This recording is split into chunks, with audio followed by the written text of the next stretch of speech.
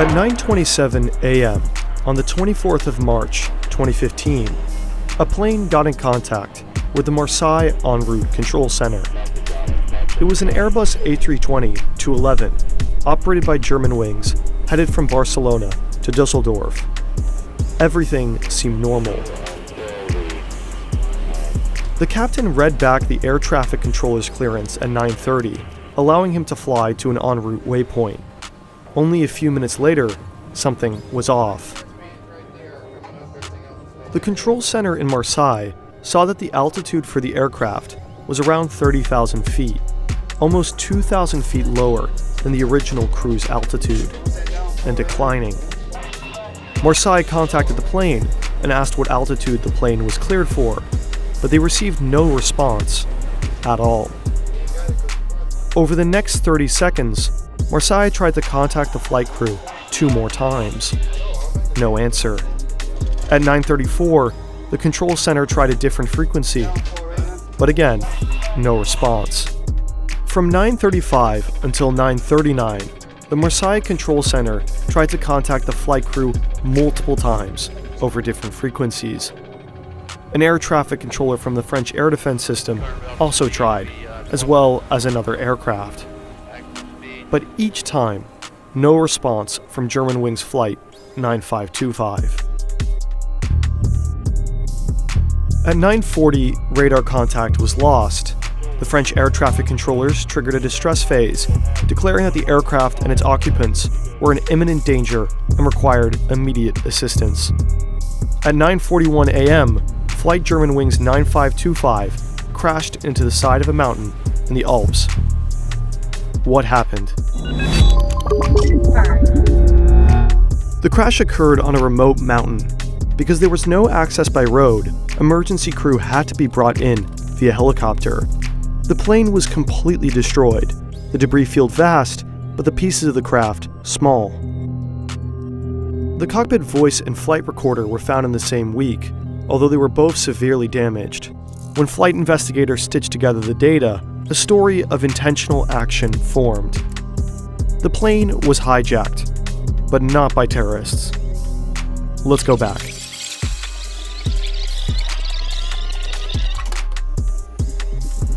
After the aircraft leveled off at its cruise altitude, the captain left the cockpit to go to the bathroom at 9:30. While he was in the bathroom, the plane was almost immediately set for a different altitude in the cockpit. At 9:34, the captain came back and requested access, but he got none. The door was locked. As he stood in front of that cockpit door, the captain began to understand. The co-pilot had hijacked the plane, and he had no way of getting in.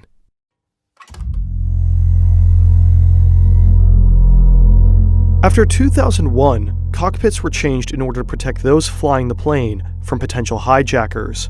To enter the cockpit, a crew member has to call the cockpit on the intercom and press the pound key on a keypad, which buzzes the cockpit. At that moment, the pilot can switch the door control from norm to unlock, and the crew member can enter. The crew is also given emergency codes, which they can use if there are concerns for those in the cockpit. In that case, the crew member will use the emergency code on the keypad, triggering a 30-second timer, and the cockpit door will open for 5 seconds. However, there are situations where those in the cockpit want to override the access by the crew, like during a hijacking. In that situation, the pilots can switch the door control to lock, overriding all emergency access. And it's that mechanism that the co-pilot used to permanently lock access to the cockpit while the plane began to descend. The captain was locked out of the cockpit without any control. At 9:39, the cockpit voice recorder picked up violent blows on the cockpit door. The captain had repeatedly tried breaking in to gain access, but the cockpit door was reinforced. Made to withstand armed hijackers, the captain stood little chance. In the last minutes, the passengers, crew, and captain all knew that the plane was going down. No one survived the crash. 144 passengers, 4 cabin crew, and the captain and co-pilot died. Amongst the passengers was an entire school class, returning from a field trip to Spain. The captain, Patrick Sondenheimer, was a 34-year-old father of 2. In the aftermath, his wife set up a foundation in his name, intended to help children and young people handle grief and crisis. He had thousands of total flight hours, and his last moments were dedicated to trying to save the plane and passengers.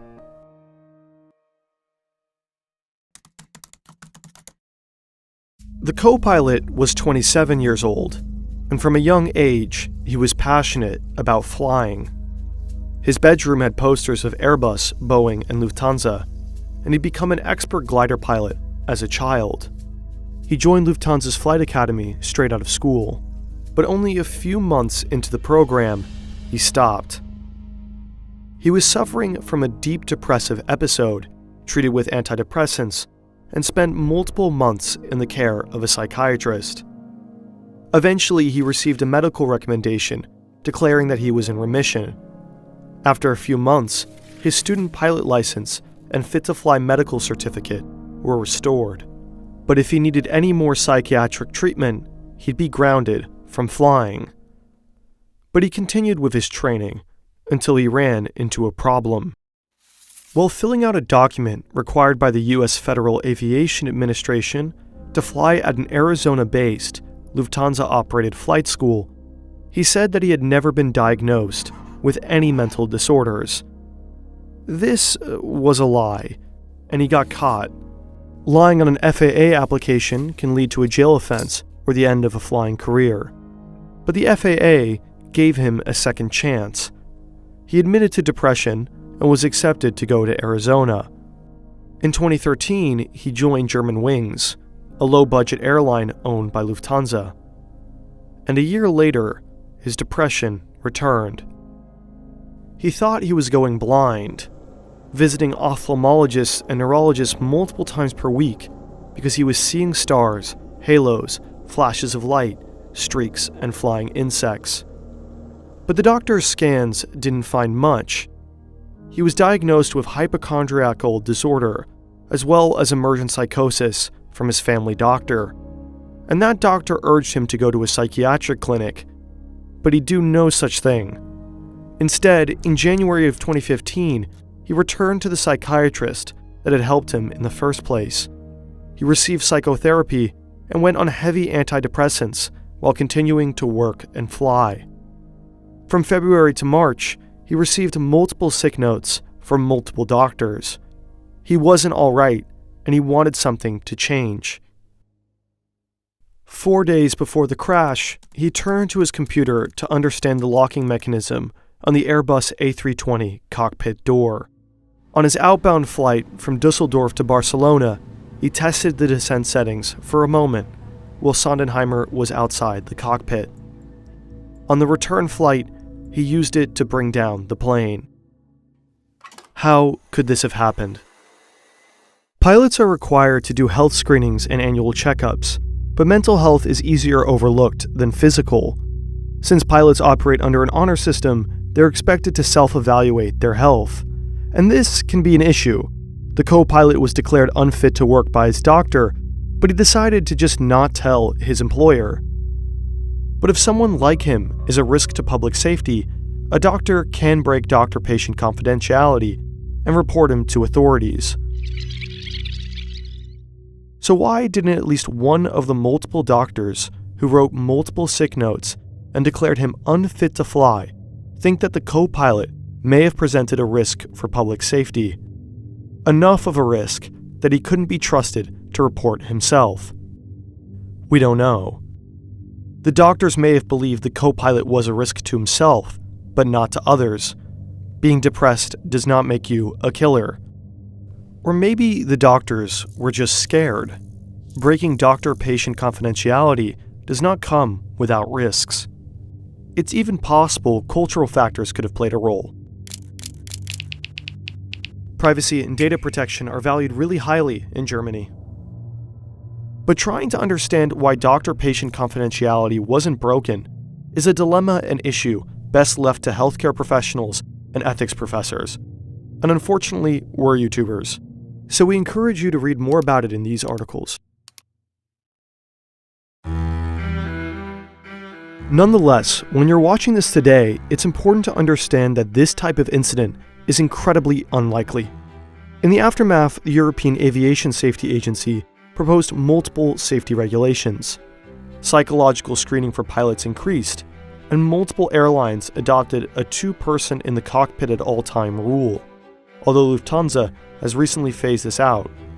In 2015, Germanwings was rebranded to Eurowings. The decision was made prior to the crash. In the end, Lufthansa compensated the families of the victims, but there are questions about whether it was enough. The families have faced losses that no money could ever heal. Hopefully you enjoyed this video. It was insanely hard to make. We love animation and deep research, but it's expensive. That's why we have sponsors on this channel. By the way, a lot of our animation in particular actually has a lot to do with math, be it geometry or linear algebra for specific shaders, or code for scripted and procedural animation. Both can be exciting and fascinating, especially if taught in a playful manner. That's where Brilliant comes in. It gives you skills that can be applied to everything, literally, be it basic logic, artificial intelligence, data science, or physics. But it gives it to you in a way that isn't earth-shatteringly boring. To try everything Brilliant has to offer, free, for a full 30 days, visit brilliant.org/fern or click on the link in the description. The first 200 of you will get 20% off of Brilliant's annual premium subscription. You always have your phone on you, which means Brilliant always gives you access to learn math and science anywhere, even if it's only for a few minutes each day. You can improve your skills while on a tram, walking, or while your significant other is trying to connect with you. We personally love the app. There's something incredibly satisfying about really getting something, about solving a puzzle or a logic problem. Why don't you give it a try?